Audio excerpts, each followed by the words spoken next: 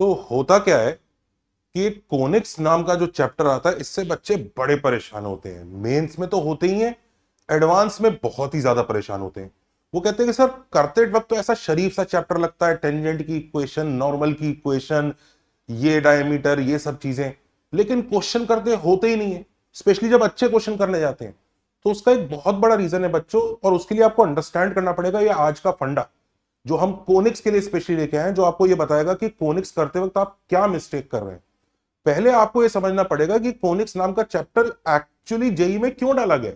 भाई tangent, normal, angle वगैरह तो आप कैलकुलस से भी निकाल लेते हैं, तो कोनिक्स में ऐसी क्या स्पेशल चीज सिखाई जाती है। कोनिक्स में आपको किसी भी क्वेश्चन को करने का भाई सीधा रास्ता भी अवेलेबल होता है, लेकिन वो उस क्वेश्चन करने का आपको शॉर्टेस्ट रूट ढूंढना होता है। बाकी सब चैप्टर्स में आप देखिए शॉर्टेस्ट रूट की इतनी जरूरत नहीं पड़ती है। कैलकुलस है तो सीधा सीधा रास्ता पता होता है आपको कि चलो यही करना है।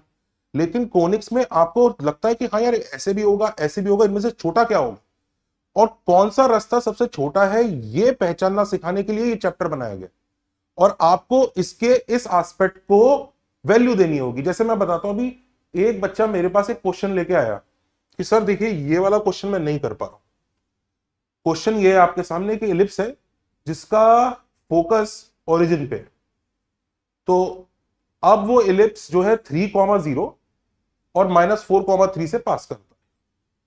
तो हमें उस point of intersection of tangent जो ए और बी पे बनते होंगे, भाई पॉइंट एलिप्स पे हैं तो टेंजेंट वही बनते होंगे, वो टेंजेंट जहां मिलते हैं उस पॉइंट का लोकस निकालना है। तो ऐसा कुछ डायग्राम है। तो एक काफी अच्छा सा क्वेश्चन है। वो कह रहा कि सर इसमें तो मेरी हालत खराब हो गई। मैंने पूछा कैसे, कर क्या रहे हो आप। वो बताता है कि सर पहली गलती तो मैं ये कर रहा था, इसको स्टैंडर्ड इलिप्स ले रहा था, पर अब समझ में आया स्टैंडर्ड इलिप्स नहीं है ये। तो चलो मैंने फोकस ओरिजिन लिया, तो एक डायरेक्ट्रिक्स अज्यूम की, तो मैंने इलिप्स की इक्वेशन निकाली, वो बड़ी गंदी सी आ गई। और डायरेक्ट्रिक्स के भी अपने अननोन्स थे, तो उसकी फॉर्म में बड़ी गंदी सी इक्वेशन है। फिर मैं ये सब्स्टिट्यूट कर रहा हूं क्योंकि सेटिस्फाई करेंगे। इन पर टेंजेंट निकालने की कोशिश कर रहा हूं, तो वो पॉइंट आएगा, फिर उस पॉइंट का लोकस निकालूंगा। तो सर काफी दुखी कर रहा है, ये हो नहीं रहा है। अब देखिए वो बच्चा कुछ गलत नहीं कर रहा है। उसने सोचा इलिप्स है, इलिप्स की इक्वेशन निकालता हूं, उसका पॉइंट है, पॉइंट पे टेंजेंट निकालता हूं। भाई कैलकुलस में ऐसी तो चलता है, कर्व है, कर्व पे टेंजेंट है, टेंजेंट की इक्वेशन निकालो, फिर दूसरे टेंजेंट की इक्वेशन निकालो, ये दे चेक करो इंक्रीजिंग है डिक्रीजिंग है, स्टैंडर्ड चीजें होती हैं उसमें। इसमें बच्चा वही स्टैंडर्ड चीजें लगाने की कोशिश कर रहा है कि इक्वेशन निकालूंगा, यहाँ पे टेंजेंट निकालूंगा, ये पॉइंट सब्स्टिट्यूट करूंगा, फिर यहाँ पे टेंजेंट निकालूंगा, दोनों टेंजेंट को सॉल्व करूंगा, लेकिन हो नहीं रहा है। और आप ट्राई करके देखिए, आप वीडियो पॉज करके आप ट्राई करके देखिए, नहीं होगा। तो मैंने उसको बताया कि बिकॉज तुम इस क्वेश्चन का एसेंस ही नहीं समझ रहे हो कि क्वेश्चन तुमसे करवाना क्या चाह रहा है। क्वेश्चन तुमसे अगर यही करवाना चाह रहा होता कि मेरे को दो टेंजेंट निकाल के उनके पॉइंट ऑफ इंटरसेक्शन चाहिए, तो इलिप्स, फोकस और फोकस ऑरिजिन ये सब देने की जरूरत ही क्या थी उसको। तुम्हें इलिप्स या कोनिक्स जितने भी चैप्टर हैं उसमें कई सारी छोटी छोटी ऐसी प्रॉपर्टीज, छोटे छोटे फंडे होते हैं जो हमें याद रखने पड़ते हैं, और बच्चे सोचते हैं कि हम इसको एग्जाम में डिराइव कर लेंगे। अब अगर वो फंडे हमें याद नहीं होते हैं ना, तो एग्जाम में क्वेश्चन वही लेंदी होने लगते हैं। अब आप जैसे ये देखिए, जैसे यही वाला क्वेश्चन, अब इस क्वेश्चन में मैंने बताया देख, एक्चुअली इसको ना करने के लिए मैं तेरे को एक फंडा बताता हूं। वो फंडा कई सारे बच्चों ने पढ़ा भी होता है, जो अच्छे बच्चे होते हैं। जिन बच्चों ने नहीं पढ़ा या मान लीजिए उनके कोचिंग में नहीं कराया, तो आज वो उस फंडे को नोट कर ले, वो फंडा काफी इंपॉर्टेंट है। अब देखिए फंडा क्या होता है, ये समझिए कि कोई पॉइंट है, एक्सटर्नल पॉइंट, वहां से एलिप्स पर टेंजेंट बने। अब ऑफकोर्स दो टेंजेंट बनेंगे, लेट्स से ये पी ए और पी बी नामक दो टेंजेंट बने। ये टेंजेंट 1 की लेंथ है, ये टेंजेंट 2 की लेंथ है, और इलिप्स में टेंजेंट्स की लेंथ कोई इक्वल होना कोई जरूरी नहीं। अब ये जो लेंथ है ये फोकस पे एक एंगल सबटेंड कर रही है, वो लेंथ फोकस पे एक दूसरा एंगल सबटेंड कर रही है, दोनों एंगल दिख रहे हैं, दोनों टेंजेंट्स। एक्चुअली बच्चों ये अल्फा और थीटा इक्वल होते हैं, यानी ये दोनों एंगल इक्वल आते हैं।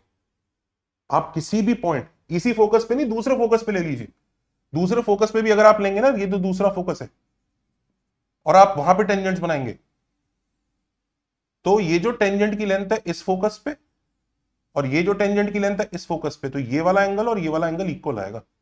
और एक्चुअली ये सिर्फ इलिप्स में नहीं, पैराबोला में भी होता है कि किसी एक्सटर्नल पॉइंट से अगर हम दो टेंजेंट बनाए, तो वो जो लेंथ है वो फोकस पे इक्वल एंगल सबटेंड करती है। नॉट जस्ट पैराबोला, ये हाइपरबोला में भी होगा।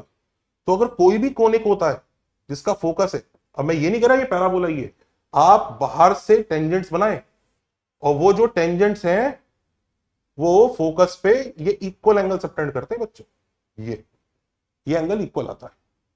कई लोगों को प्रॉपर्टी पता होती है, कई लोगों को पता होती है सिर्फ पैराबोला में, इलिप्स के लिए पता ही नहीं होती है।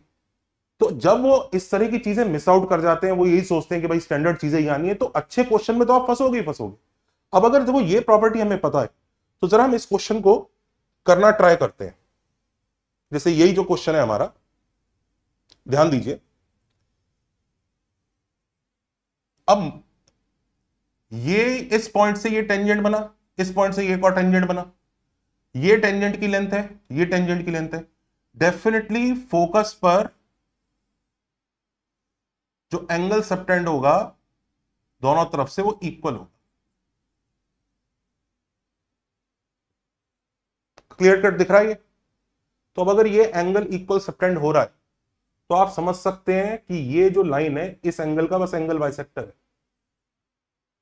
तो एक्चुअली स्पीकिंग तो लोकस एक स्टेप में ही आ गया। लोकस की शेप तो मैं अभी बता सकता हूं कि एच कॉमा के का अगर हमें लोकस निकालना तो कुछ नहीं, बस वो इस एंगल का जो एंगल बाइसेक्टर है उसके अलोंग होगा, और हम निकाल भी सकते हैं उस पॉइंट को। एक्चुअली क्या कीजिए, यहां पर ये जो एंगल है बड़ा वाला एंगल, उसका tan tan निकाल लीजिए, उस एंगल को आधा कर लीजिए तो उसकी स्लोप मिल जाएगी। या फिर एक काम कर लीजिए, इसको इससे ज्वाइन करते हैं, ये वाला पॉइंट ढूंढ लेते हैं। अब ये वाला पॉइंट कैसे ढूंढेंगे? अब ये वाला पॉइंट ढूंढने के लिए लोग सोच लेंगे लाइंस का इंटरसेक्शन निकालना है। नहीं नहीं, आप ये देखिए ना, ये ट्राइंगल, इस ट्राइंगल में ये वाली लेंथ 3 है और ये वाली लेंथ देखिए 5 है। ये वाला पॉइंट -4,3 है, ये वाला पॉइंट 3,0, ये वाला पॉइंट 0,0, और यहां से एंगल बाइसेक्टर गया, ये एंगल बाइसेक्टर। तो एंगल बाइसेक्टर अपोजिट साइड को उसी रेशियो में डिवाइड करेगा 3:5 में। तो ये वाला जो पॉइंट है ना बीच का, लेट्स से इसे डब्ल्यू पॉइंट बोलते हैं, तो डब्ल्यू हम बड़े आराम से निकाल सकते हैं। डब्ल्यू क्या होगा? सेक्शन फॉर्मूला लगा के आएगा, 3 into this plus 5 into 3 upon 8, 3 into 3 plus 5 into 0 upon 8, which comes out to -12 plus 15 is 3/8, 9/8। तो ये वाला पॉइंट जो है W बच्चों आपका 3/8, 9/8 आ गया। तो इस लाइन की स्लोप पता है कितनी हो गई? इस लाइन की स्लोप हो गई 3। दिस लाइन है स्लोप 3। तो H कॉमा के इस लाइन पे लाई करेगा ओरिजिन और ये स्लोप 3 वाली लाइन। तो K -0 upon H -0 is 3। That is your answer. इसी को हम method, lengthy method, equation of tangent वगैरह से भी कर सकते थे। तो सबसे पहले तो कोनिक्स में बच्चों आपको सिर्फ स्टैंडर्ड छोटी मोटी चीजें नहीं कि बस टेंजेंट याद कर लिया, नॉर्मल याद कर लिया, आपको जो उसके साथ लगी हुई प्रॉपर्टीज हैं, जो फंडे हैं, जो फॉर्मुले हैं, उनको ध्यान में रखना होगा। अब जैसे इधर देखिए, इसका ये जो फॉर्मुला है इसको लोग बड़ा इग्नोर करते होंगे इस फंडे को। अब जैसे ये वाला देखिए, ये वाला क्वेश्चन सबने देखा होगा।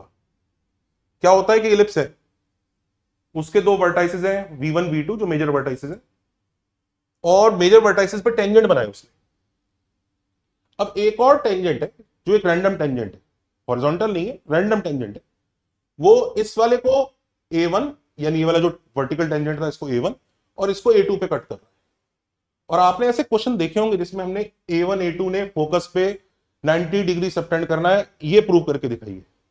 And I am very sure you must have done these questions. कैसे आप टेंजेंट की इक्वेशन लेते होंगे, टेंजेंट की इक्वेशन लेने के बाद आप क्या करते होंगे, ये पॉइंट निकालते होंगे सॉल्व करके, ये पॉइंट निकालते होंगे, फिर फोकस पता होता होगा, और फिर क्या करते होंगे, ये स्लोप और ये स्लोप का मल्टीप्लीकेशन करते होंगे, -1 आ जाता होगा, विच इज ओके। कोई ये वाला भी मेथड इस केस में बुरा नहीं है। पर आपको पता है हम पिछले वाले फंडे से शायद इसको एक लाइन में कर सकते हैं। दिखाऊं? ये देखिएगा, look at this. This is let's say point P। इस पॉइंट से ये टेंजेंट बना, ये टेंजेंट बना। तो अगर मैं इसको ज्वाइन करता हूं, अगर मैं इसको ज्वाइन करता हूं